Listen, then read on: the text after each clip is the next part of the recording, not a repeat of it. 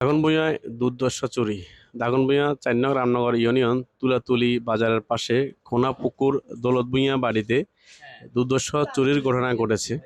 বাড়ির মালিক মোহাম্মদ আবু সাইদ পিপল আমাদেরকে জানান, বন্যা পরিস্থিতির কারণে বসতবাড়িতে পানি উঠে যায়। আমার বসতবাড়িতে পানি উঠে যাওয়ায় পরিবারের লোকজনের নিরাপত্তার সহিত আমি বাজারে একটি বাসা ভাড়া নিই। ৮ সেপ্টেম্বর সকাল ৮টায় আমি আমার বসতবাড়িতে যাই, কিন্তু তখন আমার বসতঘরের অবস্থা ঠিকঠাক ছিল। ৯ সেপ্টেম্বর সকাল ৮টায় সময় আমি আমার বসতবাড়িতে গেলে দেখতে পাই যে আমার বসতঘরের দরজা ভাঙা। আমার বসতঘরের দরজা ভাঙা দেখে বসতঘরে প্রবেশ করলে দেখতে পাই আমার সকল মূল্যবান মালামাল ভাঙচুর ও এলোমেলো অবস্থায় পড়ে আছে। পরবর্তীতে আমি আমার স্ত্রী আমাদের বসতঘর তল্লাশি দিলে জানতে পারি যে অজ্ঞাতনামা চোর চক্র আমার ঘরে থাকা 4.5 ভরি স্বর্ণালংকার যাহার মূল্য আনুমানিক 4,95,000 টাকা, 2টি স্মার্টফোন যাহার মূল্য আনুমানিক 65,000 টাকা, একটি ল্যাপটপ যাহার মূল্য আনুমানিক 40,000 টাকা, নগদ 80,000 টাকা সহ কাপড় চোপড় বিদেশি কম্বল আনুমানিক মূল্য 2,60,000 টাকা মূল্যবান মালামাল সহ সর্বমোট 9,65,000 টাকার মালামাল চুরি করিয়ে নিয়ে যায়। বাড়ির মালিক মোহাম্মদ আবু সাইদ আমাদেরকে জানান, আসসালামু আলাইকুম রহমতুল্লাহ।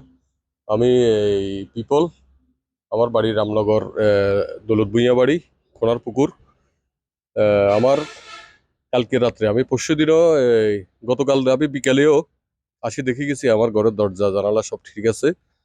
আজকে সকালে আমি পরিষ্কার করার জন্য আসছি, ঘরের যে পানি ঢুকছে এইগুলা পরিষ্কার করার জন্য সকালে আসছি। 8টা বাজে আসি, দেখি যে আমার ঘরের তালা মারা, তালা ভাঙা, এবং ঘরের দরজা, ভিতরের দরজাগুলো তালা লাগানো ছিল, এগুলো ভাঙা ছিল।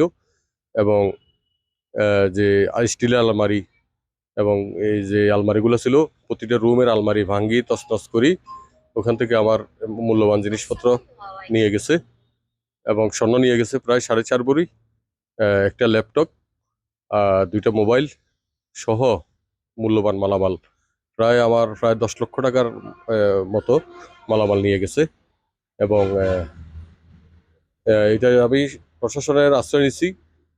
থানাতে আমি একটা অভিযোগ দায়ের করছি, এবং সাথে সাথে আমার এলাকাবাসী এবং সাংবাদিক ভাইদের প্রতি আমার আকুল আবেদন যেন ওনারা সবাই আমাকে যেন সহযোগিতা করে এবং চোরদেরকে ধরার জন্য যেন সহযোগিতা করে, এবং আমাদের এই এলাকা থেকে ডাকুমিয়া উপজেলার ভিতরে যে সকল চুরি ডাকাতি হয়, সকল চুরি ডাকাতির আমি সুষ্ঠু তদন্তের মাধ্যমে বিচার দাবি করতেছি। ধন্যবাদ সবাইকে। আসসালামু আলাইকুম। দাগনভূঞা প্রতিদিন, সত্যের পথে সব সময়।